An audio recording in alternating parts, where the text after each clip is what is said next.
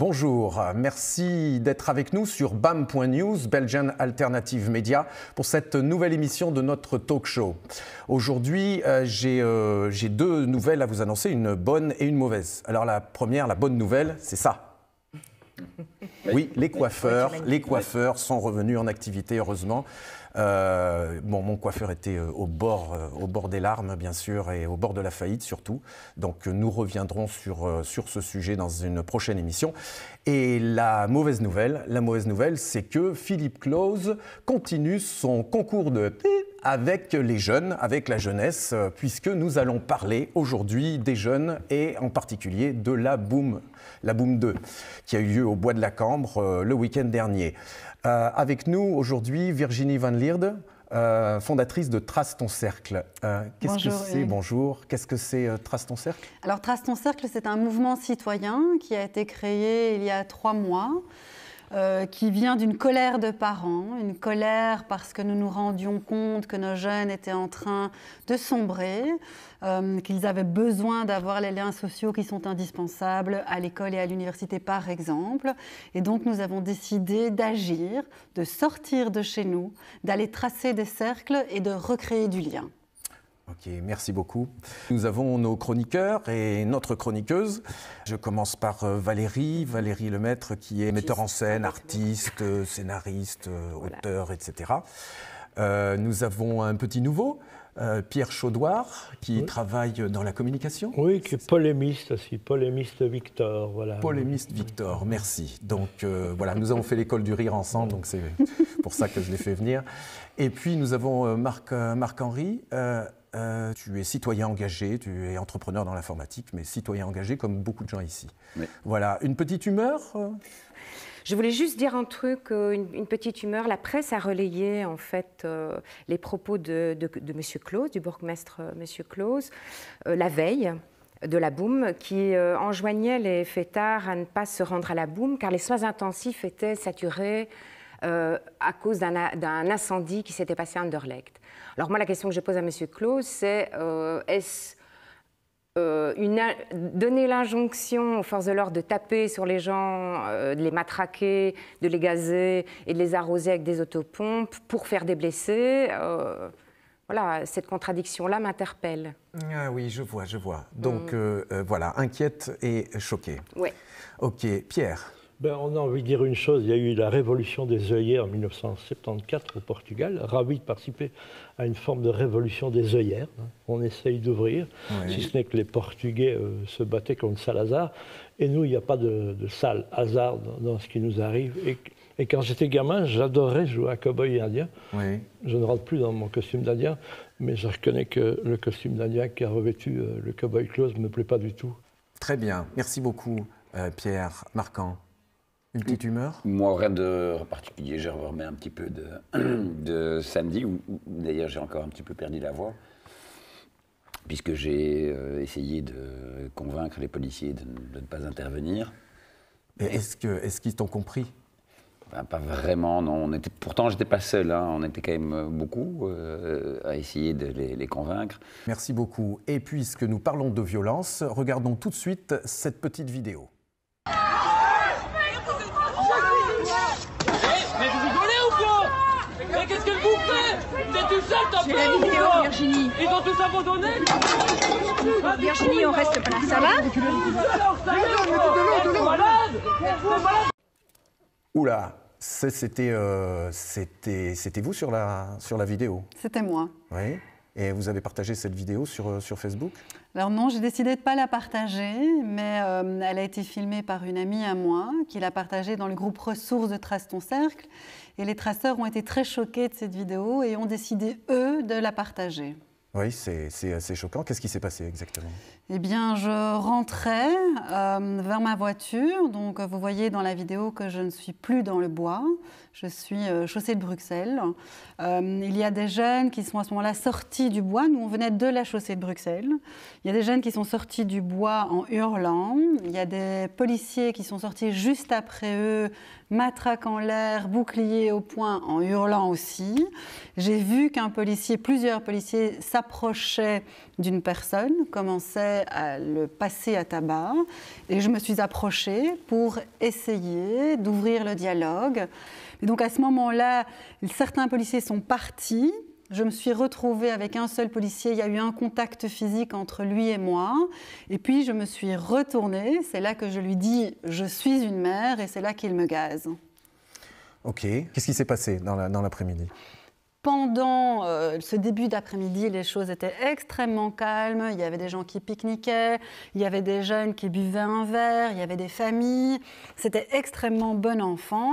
Je suis arrivée vers 16h, c'était toujours très bon enfant. Il y avait un peu plus de monde, évidemment, qu'à 14h. Les gens se réunissaient. On voyait qu'il y avait des gens qui étaient là vraiment pour contester, mais de façon extrêmement pacifique. Je suis passée à travers la plaine. On a pu identifier 2 groupes de jeunes qui allaient poser problème. Ce n'était pas très difficile à identifier. C'est impossible que la police ne les ait pas vus. C'était les seuls jeunes qui étaient masqués et cagoulés ou avec des cagoules complètes.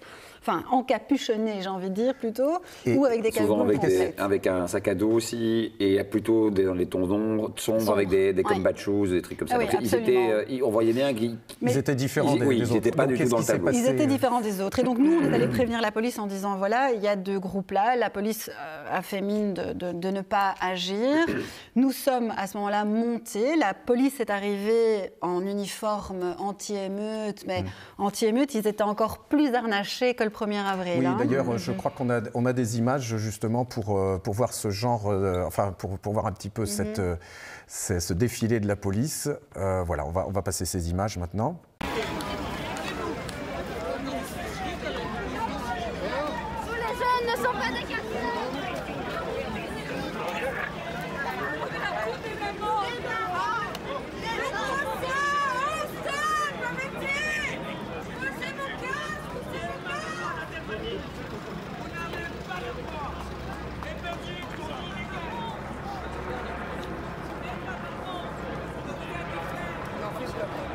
Même si c'est pas des adultes.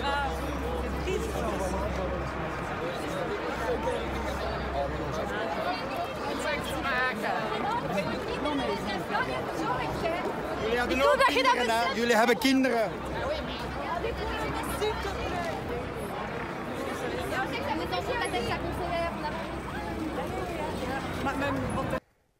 Voilà, donc là, on voit que les policiers étaient vraiment armés jusqu'aux Et donc, dents. ils se sont positionnés en haut de la plaine, sur la route goudronnée. Les autopompes sont arrivées, se sont aussi positionnés en haut de la plaine.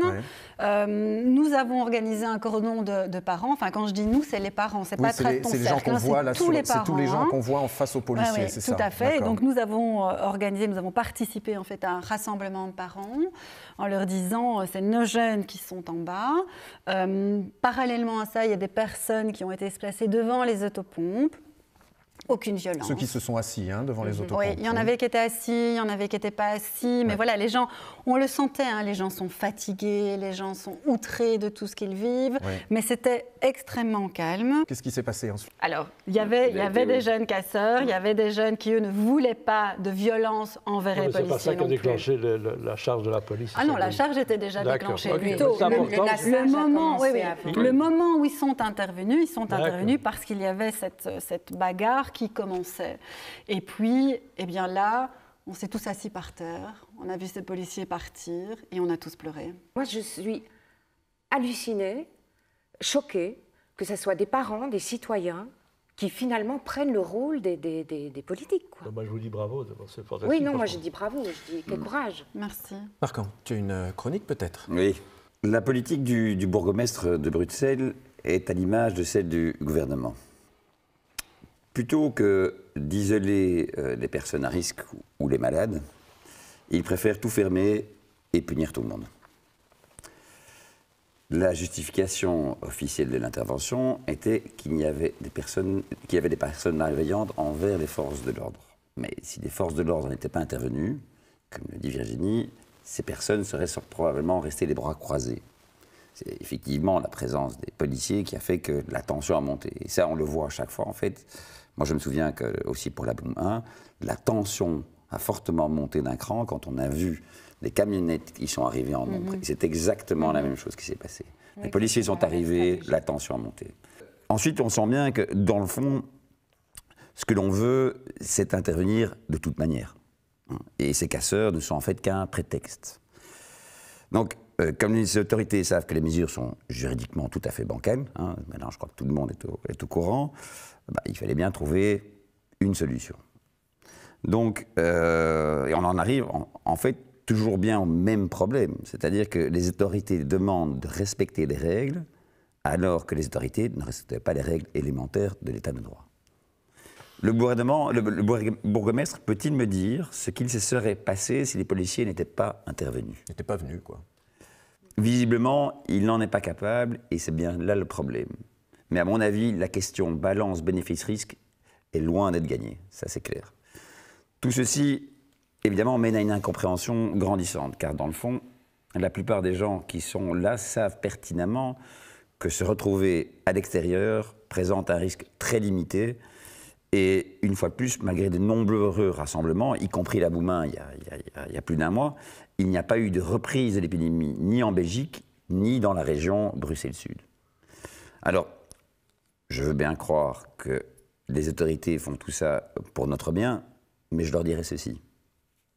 Un père qui frappe ses enfants est persuadé qu'il le fait pour leur bien. Bam. Merci Marc-Anne. Valérie. Oui. Tu as une chronique? Oui.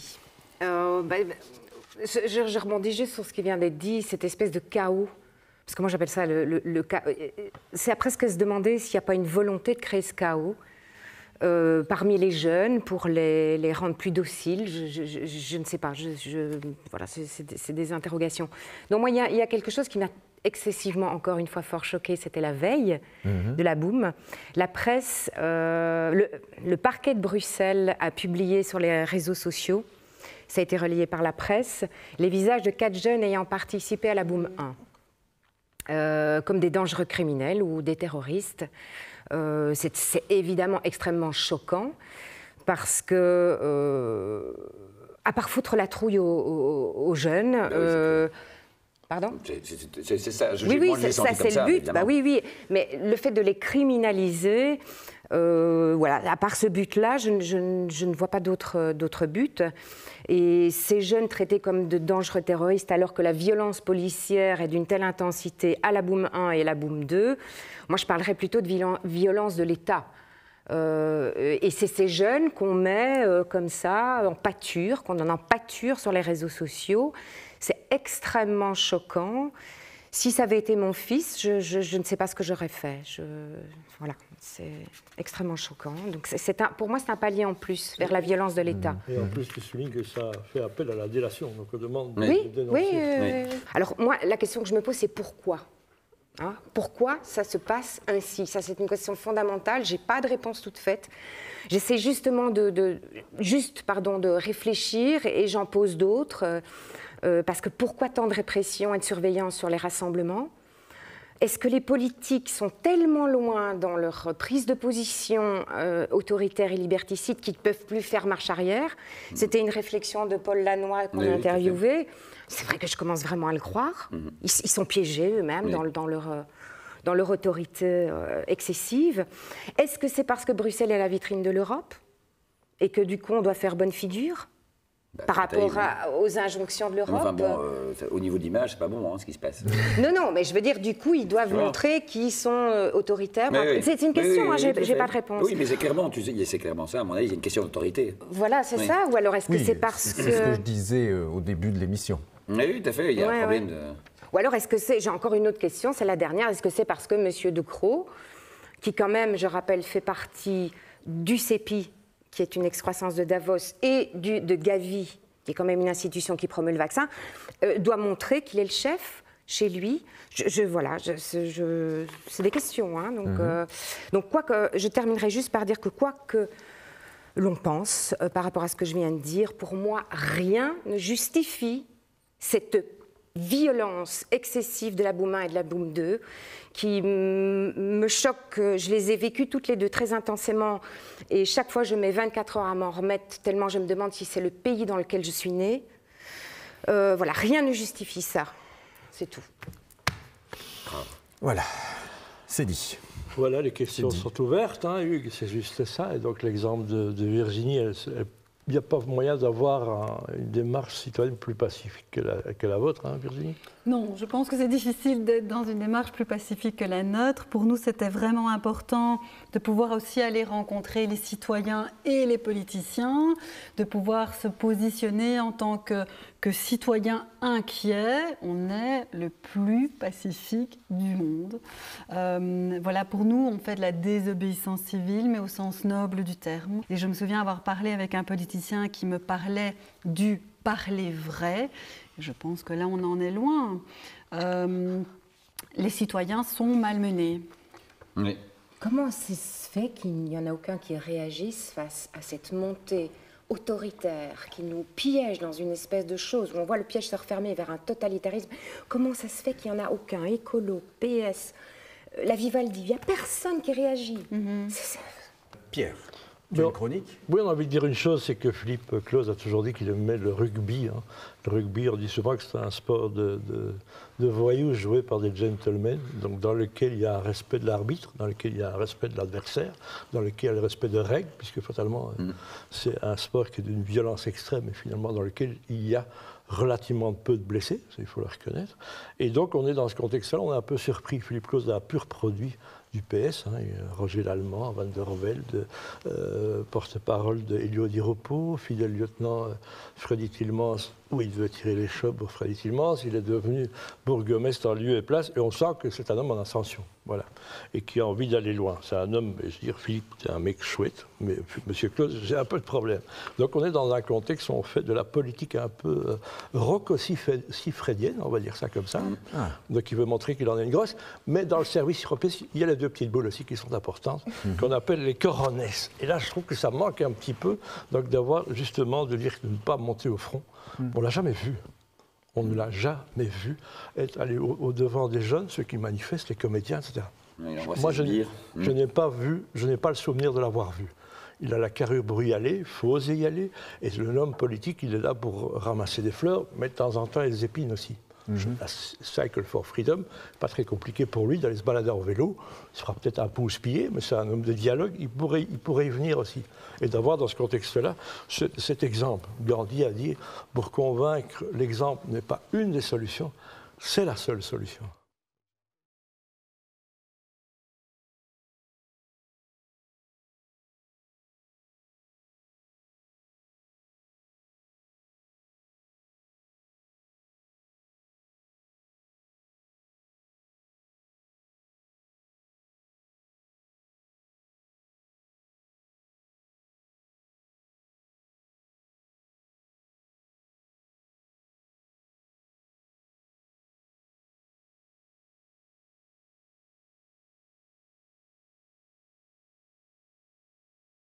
Et de jouer au matin-mort comme ça n'a aucun intérêt que d'exciter les gens. Je ne vois pas, je te rejoins là-dedans. Qu'est-ce qu'on cherche à faire avec ça? On est bien conscient que des gens comme toi, tu t'es transformé en guerrière. Je rends hommage à Tatiana Renard, qui s'est fait arrêter le 24 janvier, où ils ont pris tout le monde. Il y avait 150 manifestants à la gare centrale, ils en ont chopé 230. Donc tous ceux qui passaient pour l'incendie, chauffeurs parqués aussi. Il y a des parents qui s'activent. Hein. Alexandre Peck, que je salue s'il m'entend, a aussi fait, parce que son fils s'est pris dans une rafle, s'est fait humilier dans ce qu'on appelle les casernes de l'enfer. On ne peut pas laisser les choses dans l'état. Et quand je dis l'État, ce n'est pas l'État, mais on est dans un contexte où à un moment, tous les politiciens doivent se réveiller. Bon, il y a un truc qui ne va pas. Nous allons avoir un endroit extraordinaire, un parc au bout d'une avenue Louise, donc c'est exceptionnel. C'est un endroit qui appartient à tout le monde. C'est ce que je dis. Je ne veux pas fermer le parc, parce que je sais que du côté du MR, l'opposition dans Bruxelles-Capitale et dans Bruxelles l'ont annoncé, mais c'est vraiment ça. Donc c'est de dire on doit faire de la prochaine boom, même si c'est de la provocation, mais on a le sentiment de ne pas être entendu. Les jeunes n'ont jamais été écoutés. Ils sont coupables de tout, mais responsables de rien. Et excellente transition parce que j'aimerais bien qu'on parle des jeunes, justement, parce que là, on a parlé de la boum sur ce qui s'est passé, mais j'aimerais bien aussi qu'on parle des jeunes, justement, et de leur mal-être. Et je vous propose de regarder une petite vidéo qu'on a reçue sur ce qui se passe, sur comment les jeunes ressentent tout ça.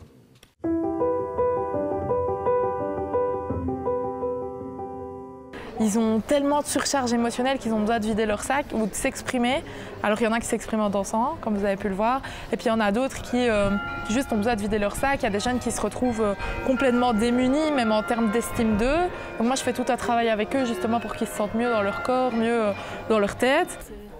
Le mal-être aujourd'hui, il est ressenti et palpable depuis déjà plusieurs mois. Mais je crois qu'ils n'en veulent plus de ce mal-être-là. Ils sont en train justement de sortir la tête hors de l'eau en disant « mais nous, on ne veut plus parler du Covid, on ne veut plus que ça arrive sur le tapis. Si tu nous proposes quelque chose, ben, oublie. Voilà, oublie le côté Covid. Parlons de positif et parlons de demain. » Comparé à chez moi, en fait, c'est plus la même ambiance. Donc je me suis dit « ouais, je vais commencer à venir ici, je vais commencer à décompresser et à m'amuser, quoi. » C'est pour ça que je viens. Moi, j'aime parce que ça fait oublier un peu que dehors, on est un peu enfermé. Parce que c'est un peu une prison, on s'amuse plus, on peut plus aller nulle part, on porte tout le temps le masque. Et ici, on a Océane qui nous donne de la bonne humeur et de la joie de vivre. Bah oui, en fait, ils sont surmotivés. On les a rarement vus aussi motivés, mais ils sont pas forcément motivés de créer de nouveaux projets, mais plus de reprendre l'activité où ils l'ont laissée. Ils ont envie de se défouler.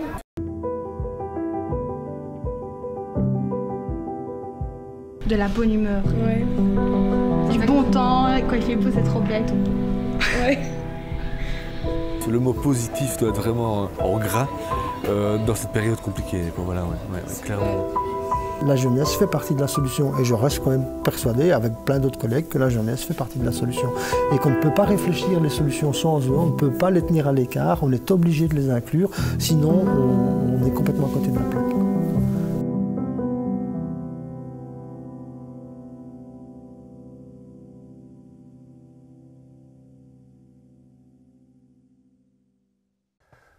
Voilà, le malaise des jeunes, c'est en fait la source de tout ça. Nous avons une nouvelle chroniqueuse, Lou Cassen. Tu as travaillé dans le domaine artistique et maintenant tu t'es réorientée vers la médecine holistique. Tu as pris la place de Marquand. Comme lui, tu es citoyenne engagée. Est-ce qu'on peut entendre ta chronique sur les jeunes? Oui, tout à fait. Si je m'exprime aujourd'hui, ce n'est pas pour dire que j'en ai marre. Je n'attends pas à ce qu'on me donne une solution car je pense que nous n'avons pas tous le même problème. Certains font le choix de lutter et de se protéger contre la maladie et la mort. Moi, j'ai envie de me battre pour la santé et célébrer la vie. Mon combat est tourné vers une valeur sans laquelle la vie n'aurait à mes yeux aucun sens. Je revendique haut et fort mon droit de défendre la liberté. Je parle parce que j'ai besoin qu'on sache que je n'accepterai pas de me soumettre à des croyances que je ne partage pas.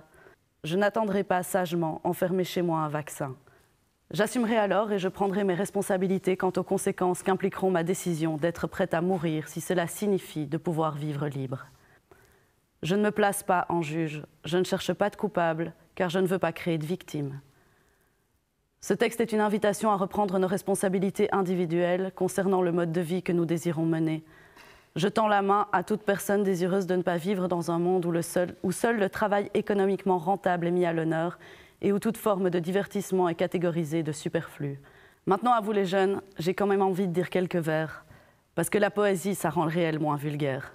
Et qu'en ces temps de violence et de conflit, l'art est essentiel dans nos vies. La vérité, je me sens victime d'un État qui commet des crimes. Car ça s'est jamais arrêté, les guerres, elles ont continué. Un peu partout, des flash infos, ça faisait les gros titres des journaux. Je ne peux pas dire que ça ne me concernait pas parce que ça arrivait loin de chez moi. On sait très bien que nos modes de vie, comme tout dans ce monde, avaient un prix. L'horreur était plus près qu'on croit, au bout de la rue, chez lui, chez moi. Entre nous, on va plus se mentir. Nos proches étaient en train de partir. Suicide, cancer ou AVC, partout dans le monde, la mort planait. Alors pourquoi on fait tout ce cirque, de faire croire qu'on craint le pronostic? La Boom 2, j'y ai pas été, plus trop envie de me faire gazer. Le 1er avril, j'ai compris qu'il n'y avait plus de démocratie. Je veux savoir ce qui va te faire bouger, qu'à un moment tu te sentes concerné. D'ailleurs, je veux poser la question, c'est quoi la tienne, ton opinion? Si demain j'annonce un festival, est-ce que tu feras partie de la salve ou est-ce que tu auras peur de danser par risque d'être contaminé? Aujourd'hui, on met tous des gants, on a tellement peur des jugements, mais il faut appeler un chat un chat. Aujourd'hui, l'État crée des lois. Ils actent dans l'illégalité et on ne nous demande plus de voter. Aujourd'hui, je veux me battre pour la vie, l'ensemble dont la mort fait partie, la célébrer, la libérer, ça sert à quoi de vivre enfermé? Je te demande pas de penser pareil, seulement de respecter mon éveil. Prends tes responsabilités et assume que t'es embourbé. Que tu sais pas, que tu sais plus, c'est pas grave parfois d'être perdu. Je pense que l'échec n'existe pas. c'est un concept de vieux bourgeois. Je viendrai ouverte à ta rencontre pour t'écouter, voir ce que tu montres. Je te promets d'essayer de comprendre, même si les discussions s'étendent. Multiplions la vérité pour qu'elle redevienne une alliée. Ce sont tes idées qui m'intéressent. Je ne suis pas là pour te mettre une laisse. Et je te promets de les accepter, même si je ne compte pas y adhérer. Merci. Oh ben, on peut l'applaudir. Merci beaucoup, Lou. Virginie, la santé mentale des jeunes, voilà, ça pose quand même un énorme problème que les politiciens ne veulent pas voir. Bien sûr, et je suis très touchée, Lou, par votre texte. Il y a beaucoup d'émotions, beaucoup de vrai dans ce que vous avez écrit. Et c'est ce qu'on entend beaucoup, nous, à travers les jeunes de Trace ton cercle. La santé mentale pour nos jeunes est en berne, j'ai envie de dire. Ça fait des mois que les professionnels de la santé tirent la sonnette d'alarme. Ça fait des mois que les professionnels de la santé disent on va au-devant d'une catastrophe. Les services de soins de santé sont saturés. Et là, on est sur des dommages collatéraux qui sont terribles et qui ne sont pas des dommages à court terme. On est sur des dommages à moyen et à long terme. Nos jeunes ont besoin de se construire et pour pouvoir se construire, il faut alléger les mesures qui sont pour le moment mises en place par le gouvernement. Virginie, Pierre parlait de l'enseignement. Donc, est-ce qu'on fait comme le Premier ministre a dit, les jeunes, comme le télétravail, les jeunes devant leurs ordinateurs et tout ça, est-ce que ça fonctionne, ça? Nous, on est constamment en contact avec des professeurs d'université qui dressent un constat, qui disent « Aujourd'hui, on a perdu 30% des jeunes ». Il y a 30% des jeunes, on n'en entend plus parler, ils sont en décrochage complet. Alors, il y a 30% des jeunes, il y a 30% des jeunes qui, eux, dès qu'on ouvre un cours, vont aller s'inscrire au cours. Donc, c'est comme pour un concert. On ouvre les inscriptions pour un cours à 10h, à 9h55, ils sont sur le site de l'université à rafraîchir leur page, tellement ils sont stressés de ne pas pouvoir être inscrits à leur cours. Est-ce que vous vous rendez compte dans quel état sont nos jeunes? Je veux dire, c'est juste inadmissible et impensable. Moi, j'ai une question à vous poser. Est-ce que cette habituation à l'éducation virtuelle ne prépare-t-il pas au télétravail? Est-ce que cette façon d'instaurer les rapports par les téléphones, les rapports sociaux par les téléphones et les ordinateurs, est-ce que ce n'est pas en train de conditionner nos enfants à un type de société? Alors, je ne sais pas si on peut vraiment parler d'un changement de paradigme sociétal au niveau vraiment de tout ce qui est visio. Mais en tout cas, ce qui est certain, c'est qu'il y a des jeunes qui souffrent énormément de ça. Ce manque de contact dont vous parlez, je pense, ce manque de contact, nous sommes des êtres humains, nous avons besoin de rentrer en contact les uns avec les autres. Chez les enfants, pour que l'apprentissage soit efficace, il faut qu'il y ait un professeur derrière. Alors ça peut être un parent, mais il faut qu'il y ait un professeur derrière. Ça fait partie de l'apprentissage. Donc moi, je suis catastrophée de voir que nos jeunes ne reçoivent pas l'enseignement auquel ils ont droit. Ça a complètement bouleversé aussi l'ordre familial. Enfin, il y a les jeunes qui retournent à la maison avec des parents qui se sont habitués à leur absence et maintenant, avec les confinements. Oui, alors ça a été, et nous on entend énormément parler de rupture familiale, c'est-à-dire d'avoir des jeunes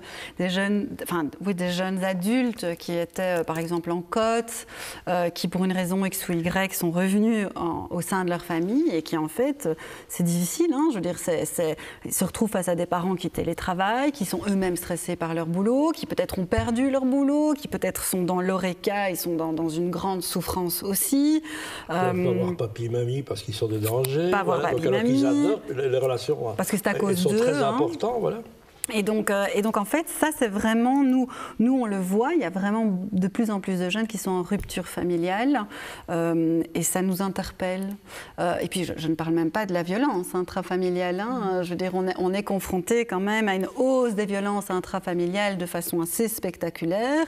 Il y a des chiffres officiels, enfin... Il y a des chiffres officiels. Le SAJ reçoit 2 fois plus d'appels. SAJ, service d'aide à la jeunesse. Ils sont complètement submergés par tout ce qui se passe.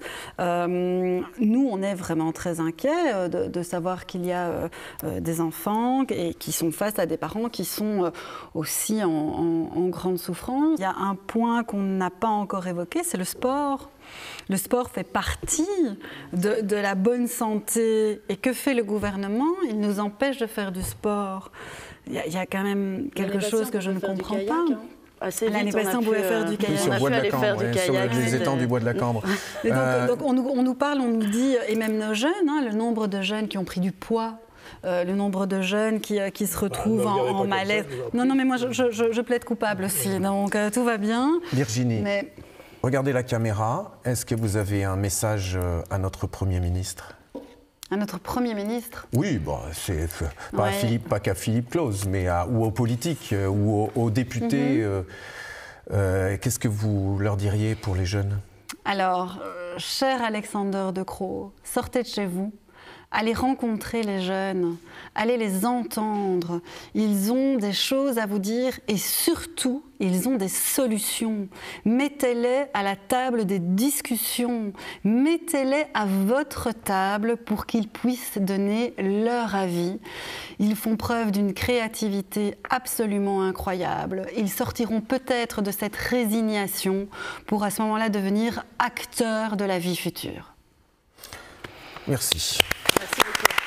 Merci.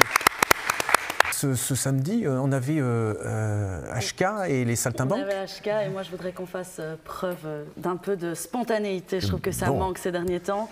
Alors je vais demander à l'équipe, toute l'équipe de BAM de me rejoindre pour ceux qui veulent. Et on va donner le ton d'abord.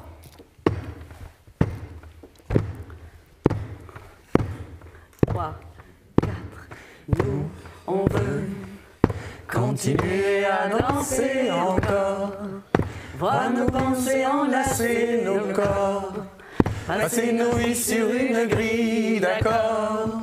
Non, non, non, non, non, non, nous, on veut continuer à danser encore, voir nos pensées enlacer nos corps, passer nos vies sur une grille d'accord.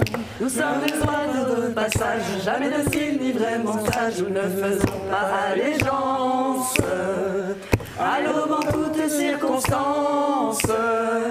Nous venons briser le silence. Et quand le soir à la télé, le qu'on voit parler, venu annoncer la sentence, nous faisons pas de révérence, mais toujours avec élégance. Oh non, non, non, non, non, nous, on veut continuer à danser encore, voir nos pensées enlacer nos corps, passer nos vies. Merci de nous avoir suivis sur BAM.news, BAM Belgian Alternative Media. Vous pouvez nous suivre sur YouTube tant que nous ne sommes pas censurés. Merci à la réalisation, l'équipe de Manuel Pout, merci beaucoup. Et n'oubliez pas, nous avons sur notre page d'accueil de BAM.news un bouton que vous pouvez cliquer pour nous faire des dons parce que ça nous aiderait beaucoup. Merci beaucoup et à la prochaine fois. Bravo!